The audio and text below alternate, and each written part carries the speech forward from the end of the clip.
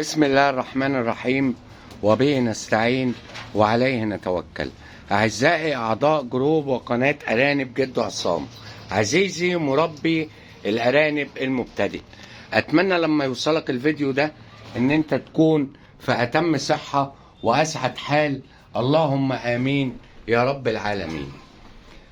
معاكم جد عصام، مكاني عزبة النخل، القاهرة. تليفون 0100 136 7277. برد على اي استفسار، واي حد بيسألني عن حاجة برد عليه. وفي الغالب لما حد بيسألني عن حاجة وانا مش عارف يوضح لي او كده، فبقول له ممكن تصور لي فيديو وتبعته لي على الواتس او الماسنجر، وبالتالي كأن الحاجة بتبقى قدام عيني. ده اللي حبيت اوضحه. الفيديو ده يا جماعة بقول عليه ايه؟ جوع ارنبك تكسبه. يعني ايه جوع ارنبك؟ مش جوعه موته من الجوع، لا، المقصود بيها اوعى تحط علف على علف. والارنب بياكل في حدود 150 جرام. الارانب دلوقتي بقالها ساعتين مثلا مخلصة العلف، ابدأ احط لها العلف. الميزة هنا يا جماعة بتبقى في حاجة مهمة جدا جدا.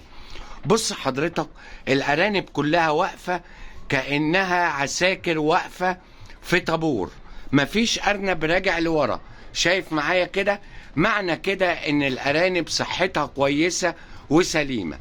يبقى فايدة ان انت بتجوع الارنب وما تحطش علف على علف، ان انت بتكتشف لو ارنب لقيته راجع لورا وهو ما بياكلش، يبقى في الحالة دي الارنب ده تعبان وعنده مشكلة.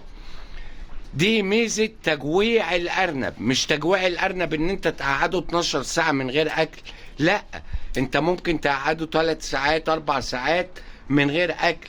وبالتالي لما بتحط الأكل، الأرانب كلها زي ما أنت شايف كده بتهجم على الأكل وبتاكل وبتشبع. هو ده معنى جوع أرنبك تكسبه. بص حضرتك شايف أهو كده انا بقدر اكشف الارنب اللي تعبان او الارنب اللي صحته مش كويسة او اي حاجة. انما طالما انا شايف الارانب كلها بالمنظر اللي حضرتك شايفه ده كده اهو، مفيش ارنب راجع لورا وكله قاعد بياكل، كده انا بطمن ان الارانب صحتها كويسة وما بعملش اهدار للعلف. وفي نفس الوقت انا بعتبره زي البني ادم. لو حضرتك الاكل قدامك طول النهار نفسك هتتسد، انما لو انت بتاكل على جوع اكيد هتبقى نفسك مفتوحة على الاكل وهتاكل وهتشبع. ده المقصود يا جماعة بكلمة جوع ارنبك تكسبه. ده اللي حبيت اوضحه له، لان في ناس كتير بتحط علف على علف، الارنب بيتبول عليه كمان. دي مشكلة. لو الارنب اتبول على العلف فممكن تجيله كوكسيديا او نفسه تسد او ما ياكلش العلف. لازم تتأكد ان الارانب مسحت الاكل اللي قدامها بالكامل، وبعدين تبدأ تحط العلف بتاعك قدام الارانب. وما تحطش العلف بكميات مش مظبوطة.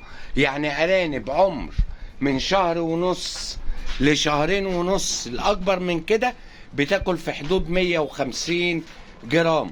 ما تحطش علف بكميات كبيرة، لان الارنب في الحالة دي يا هينطر العلف ويبعده، يا ان هو نفسه هتسد ومش هياكل. ادي ارنب مثلا كال اهو، بص بعد ما بياكل بيشرب.